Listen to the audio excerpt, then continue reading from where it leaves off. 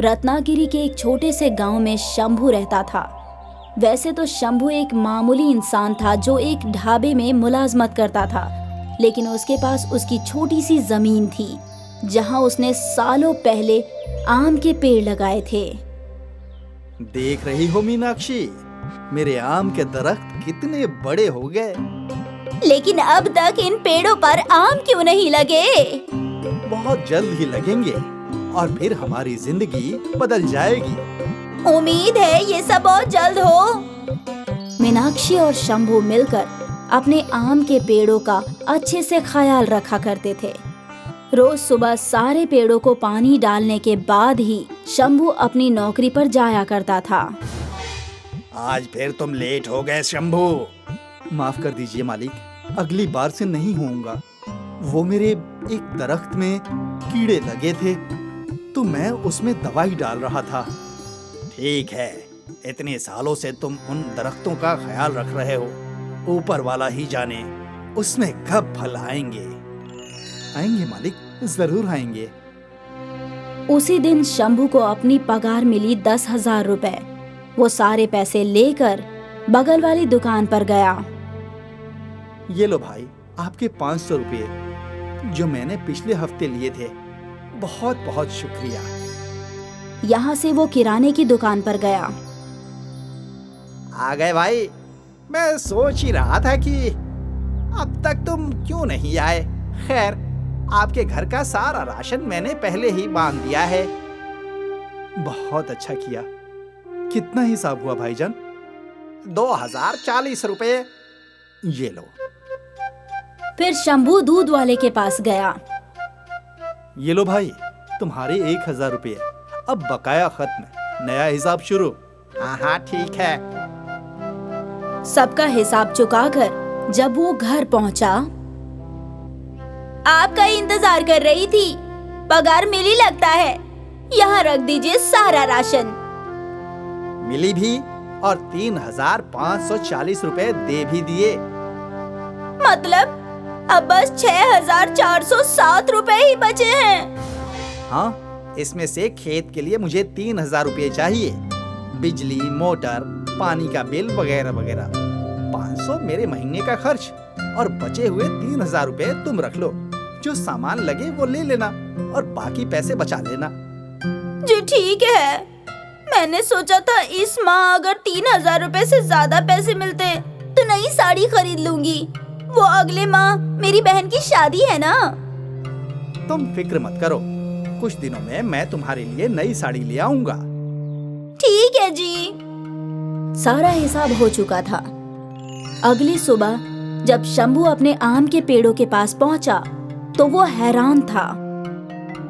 मीनाक्षी, क्या हुआ? देखो, दरख्तों पर फल आ रहे हैं।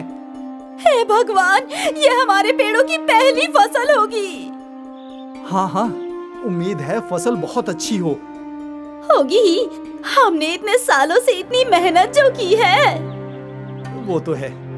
शंभू और मीनाक्षी बहुत खुश थे। उनके सालों की मेहनत रंग लाई थी। 1 माह में सारे पेड़ों पर आम आ गए। इतने सारे आम है ना? हाँ, हमें अभी इनकी और भी अच्छे से देखभाल करनी होगी, तभी हमें अच्छी कीमत मिलेगी। हाँ बिल्कुल। अब से मीनाक्षी और शंभू ने ज्यादा से ज्यादा वक्त अपने आम के बगीचे में बिताया। अगर एक भी आम को कीड़े लगते तो वो तुरंत उसे तोड़ देते। लगभग 3 माह बाद आम पकने लगे। शंभू ने एक आम तोड़ा और उसे खाया। ये आम तो बहुत ही रसीले हैं मीनाक्षी, तुम भी खाओ। हाँ। मीनाक्षी ने भी आम चखा। सही कहते हैं लोग, मेहनत का फल मीठा होता है। अब सारे आम तोड़ने होंगे। ठीक है। शंभू ने अपनी नौकरी से कुछ रोज की छुट्टी ले ली और दोनों मियाँ बीवी मिलकर आम इकट्ठे करने लगे। 3 दिनों में आमों का बड़ा सा ढेर लग गया। सोचा नहीं था इतने सारे आम लगेंगे हमारे पेड़ों पर। ऊपर वाला जब भी देता है छप्पर फाड़ के देता है। तभी एक आमों का कारोबारी वहाँ से गुजर रहा था। उसकी नजर ताजे आमों पर पड़ी। अरे शंभू भाई, सारे आम बेचने हैं क्या? जी स्वामी भाई। स्वामी ने एक आम चखा। वाह, एक नंबर, बहुत ही मीठे हैं और साइज भी बड़ा है। क्या दाम लोगे इन सब का? ये मेरी पहली फसल है, आप ही कुछ हिसाब से बता दीजिए। फसल बहुत अच्छी है, मैं इन सारे आम के तुझे 3 लाख रुपए दे सकता हूँ। 3 लाख? सौदा मंजूर है तो बोलो। जी मंजूर है। और हाँ, अगले साल भी मुझे ही बेचना। बिल्कुल बिल्कुल, मैं पैसे और आदमी लेकर आता हूँ। ठीक है। स्वामी पैसे लेने चला गया और मीनाक्षी और शंभू गुफ्तगू करने लगे। ऊपर वाले का करम है हम पर। 3 लाख, बाप रे। करम तो है और हमारे सालों की मेहनत भी तो है मीनाक्षी। हाँ, ये मेहनत के ही तो फल हैं। वो दोनों स्वामी के लौटने का इंतजार कर रहे थे। कुछ देर बाद स्वामी एक टेम्पू और कुछ आदमी और पैसों के साथ लौट आया। ये लो शंभू, तुम्हारे पैसे। बहुत बहुत शुक्रिया। शंभू ने पहली बार इतने सारे पैसे देखे थे। स्वामी के आदमी आमों को टेम्पो में भरने लगे। सब कुछ हो जाने के बाद शंभू और मीनाक्षी घर लौटे। इतने सारे पैसों का हम क्या करेंगे? 1 लाख बैंक में एफडी रखेंगे, 1 लाख के तुम्हारे लिए जेवर बनाएंगे और 1 लाख अगले साल के लिए बचाएंगे। 1 लाख के जेवर?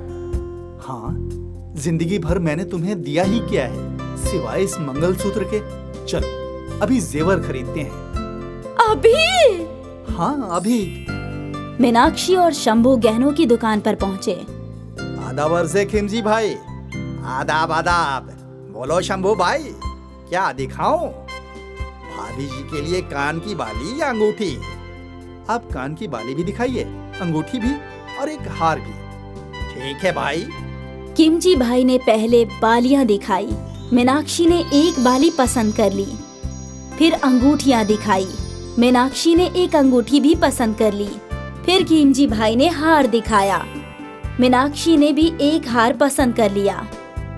इन सबको मिलाकर 70,000 रुपए हो गए शंभू भाई। बस एक काम कीजिए, आप कंगन भी दिखाइए। अजी। किमजी भाई ने कंगन भी दिखाए। मीनाक्षी को एक कंगन भी जोड़े में पसंद आई। इन सबको मिलाकर 1,10,000 हुए हैं शंभू। ठीक है। शंभू ने अपने ही झोले से पैसे निकाले और खीमजी भाई को दे दिया। अरे वाह भाई, इतने सारे पैसे, वो भी नकद। कोई खजाना मिला है क्या? ऐसा ही समझो। खीमजी ने सारे गहने मीनाक्षी को दे दिए और वो लोग वहाँ से निकल गए। शंभू के जाते ही खीमजी भाई ने ये बात दूसरे दुकानदारों को बताई। वो शंभू मेरी दुकान से 1,10,000 के जेवर खरीद कर गया है। लगता है कोई खजाना मिला है उसे। अरे बाप रे। और ये बात आग की मानिंद फैल गई। सारे गांव वाले मिलकर मुखिया के पास गए। जरूर शंभू को खजाना मिला है। उसने 1,10,000 के जेवर खरीदे। बाप रे, वो ढाबे पे काम करने वाला शंभू ना। अगर उसे खजाना मिला है तो उस पे सारे गांव वालों का हक है। हमें उससे अपना हक मांगना ही चाहिए।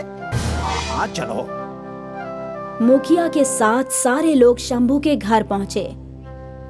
आप सब एक साथ? क्या बात है? सुना है तुम्हें खजाना मिला है। उस खजाने पर गांव वालों का भी हक है। मुझे कोई खजाना नहीं मिला है। तो इतने सारे पैसे तुम्हारे पास कहाँ से आए? वो इस साल मेरे आम के दरख्तों की पहली फसल बिकी है, 3 लाख रुपयों में। स्वामी भाई ने ही तो खरीदी है। झूठे, वो कंजूस स्वामी तुझे एक फसल के 3 लाख देगा? कुछ भी। यकीन नहीं होता तो उनके पास चलो। सारे गांव वाले स्वामी कारोबारी के गोदाम में पहुँचे। स्वामी भाईजान, इन्हें बताओ कि तुमने मेरे आमों का मुझे 3 लाख रुपए दिए हैं। हाँ दिए हैं। इन्हें लगता है कि मुझे कोई गड़ा खजाना मिला है और ये अपना हिस्सा मांग रहे हैं। थो थो थो, कितने गए गुजरे हो तुम लोग। इस बेचारे ने सालों से अपने आम के दरख्तों पर मेहनत की और अब जाकर इसे दरख्तों पर फसल उगी है। ये इसकी मेहनत की कमाई है और तुम लोग इससे हिस्सा मांग रहे हो। तुम सबको तो डूबकर मर जाना चाहिए। स्वामी कारोबारी ने सारे गांव वालों को अच्छे से खरी खोटी सुनाई और सबका सर शर्म से झुक गया। खीमजी भाई को खटक गया कि शंभू के पास 1,10,000 रुपए थे। तो ये कहानी हमें सिखाती है कि लोगों को दूसरों का भला होता हुआ अच्छा नहीं लगता। बहुत ही मतलबी होती जा रही है ये दुनिया।